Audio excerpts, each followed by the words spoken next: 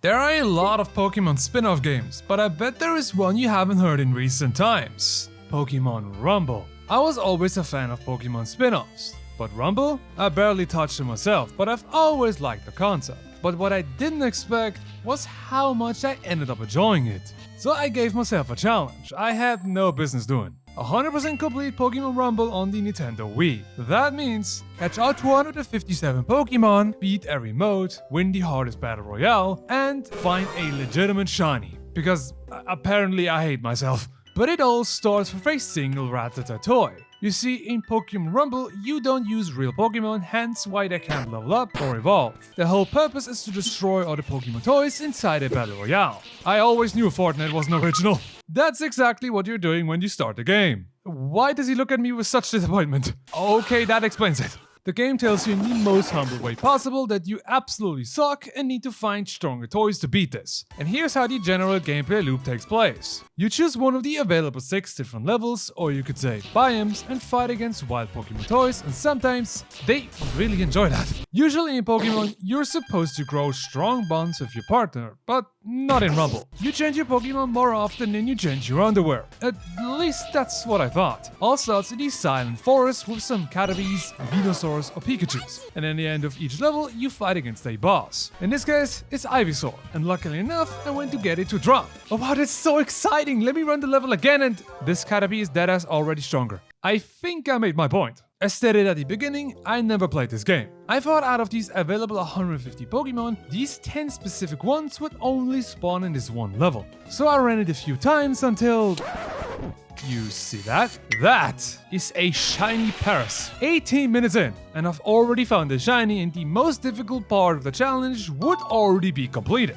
But I did not see it. Neither did I know that blue names mean shiny, so I trashed it. Out of all shinies, it had to be one that looks so similar to its non-shiny version. Obviously now looking closely at the footage, yes I can see the small difference between them. But 2 weeks ago, neither did I know nor remember what shiny Paras looks like. That means I got to find another one. And if you're asking, the chance of that happening is 1 to 8,192. Moving on. The 6 different biomes I spoke of are essentially a forest, a place with lots of grass, a cave, Chinese factory, Miami Beach, and a haunted lost place. While they are different to each other, they won't really change when you rank up, and since you will see these levels a lot throughout this video, I don't feel the need to explain them in great detail. If you've played a Pokemon game before, you could probably imagine that a Magikarp doesn't spawn in a steamy hot iPhone industrial complex. After I hunted down some more stronger Pokemons, I felt pretty ready to tackle my first Battle Royale. My strategy of mindlessly spamming Peck was extremely effective. Well done, Bird. You served me well. Now it was time to move up to rank B to find new and stronger Pokemon. I gotta say, despite the overall gameplay or levels not changing, I'll still find it kinda excited to hop on a new floor and see what you can possibly encounter to win the next round. Overall, B rank wasn't much of a challenge besides the Rhydon boss fight. This guy was tankier than all other B rank bosses, but most importantly, he has a really nasty move that tracks you down. Eventually he fell without any glosses, but I would lie if I said I didn't have to take him a little serious. It was time for the B rank Battle Royale, and this time's subject is my 304 power Golduck. Despite being 104 power above the recommend level, Golduck's damage was not good. Even more reasons to deep fry it. Moving on to A rank. This was the moment when I started to encounter more and more special Pokemon with traits. To be honest, most of them are utter garbage. But there's one trait in particular that stands above all, and that is Gutsy and his younger brother Scrappy. And in Pokemon Rumble, critical hits guarantee recruits Pokemon. But getting that trait was ironically just as difficult as getting a shiny Pokemon. You didn't see anything. But then it actually happened. Arceus himself looked upon my chopped ass and felt sorry. This was the greatest gift I've ever gotten. Okay, besides the special edition for The Legend of Zelda Skyward Sword. I love that game and will defend it. Allow me to introduce you, the most perfect Pokemon the world has ever seen. Alakazam. This Alakazam comes with Gutsy and Drain Punch. Drain Punch not only has lifesteal, but it's an extremely fast melee move to stun lock anything crossing my path. With that being said, it was time for this absolute unit to make quick work of the A-rank Battle Royale against the Gen 1 starters. And our glorious victory brings us to S-rank. But instead of feeling victorious, my biggest concern has become reality way too quick. The jump from A to S was already enough to power creep my glorious Alakazam, and yet I still tried to bring him into the stages to farm me some Pokemon, but every wind blown at him knocked his lights out. But I'm not a trainer who gives up on his Pokemon that easily. Just take a seat on the bench for now, cause there he has a perfect view on the final fight against the Gen 1 legendary birds. For the opener, I decided to go with my Nidoking, that can sweep through the battlefield with his iron tail, until Mewtwo himself appears. That honestly caught me off guard. Let's just ignore the fact that the game basically spoils you that by telling you the amount you still gotta beat. Unfortunately, Nidoking was caught and goes down. And I think it's only right for Nidoqueen to take up its place and get revenge. And revenge she gets by stun-locking the living shit out of Mewtwo. And he goes down, making me the new Rumble champion. Unless there's more, but I doubt it.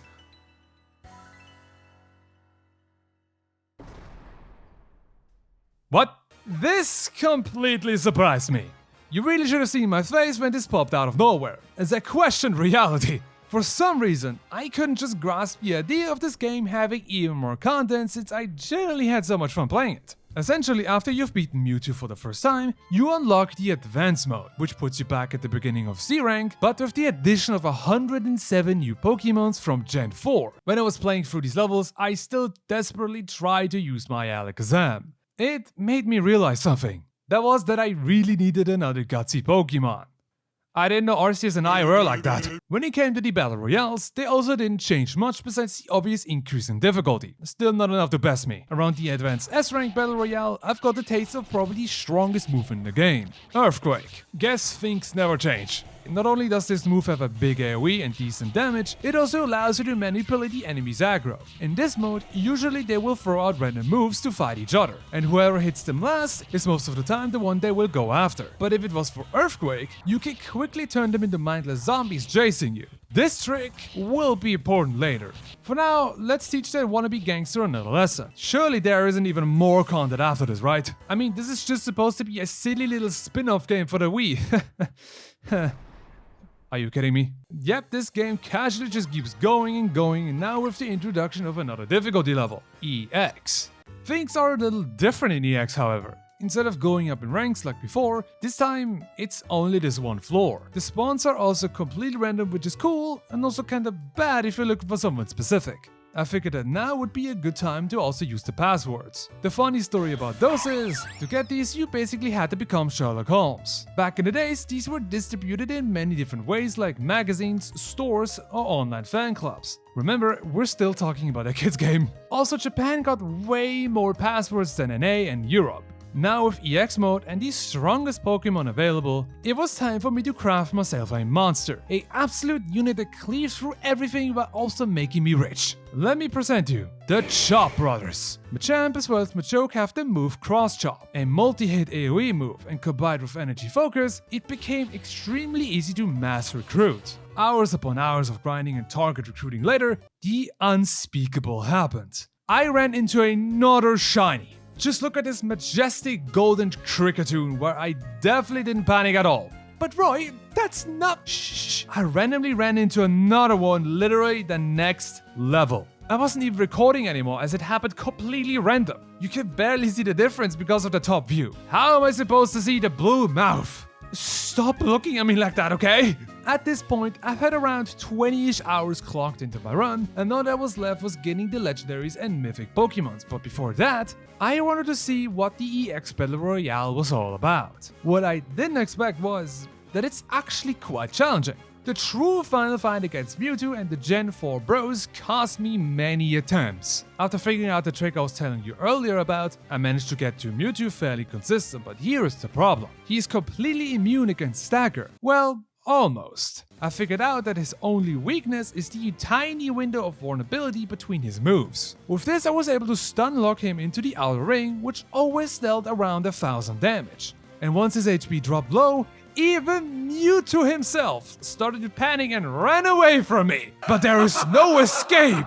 That was hilarious. Now for the 100%. The game threw one last-ditch effort RNG battery at me to keep me trapped as long as painfully possible. To sum it down, for the mythical and legendary Pokemon, you can't just find them chilling on the nearest hill. They're locked behind an absolute random combination of Pokemon you had to release. How do you even discover this? Fortunate enough for me, I kept a copy of every single Pokemon in the game to reduce my grind massively. If you think that this wasn't that bad, you're right, cause I haven't told you the worst part yet. And its name is Yuxi. For some reason, they decided to put this thing, not Mewtwo or any other meaningful legendary, no, Yuxi behind a very low appearance rate in exactly 2 spots in the entire game. I told myself there is absolutely no way I could get this thing quickly. I've been running this level so many times. Oh, and there you have it. I fully completed Pokémon Rumble for the Nintendo Wii. And I'm still surprised this silly game held my attention for that long. Subscribe if you want to watch me going blind to games I should have played years ago.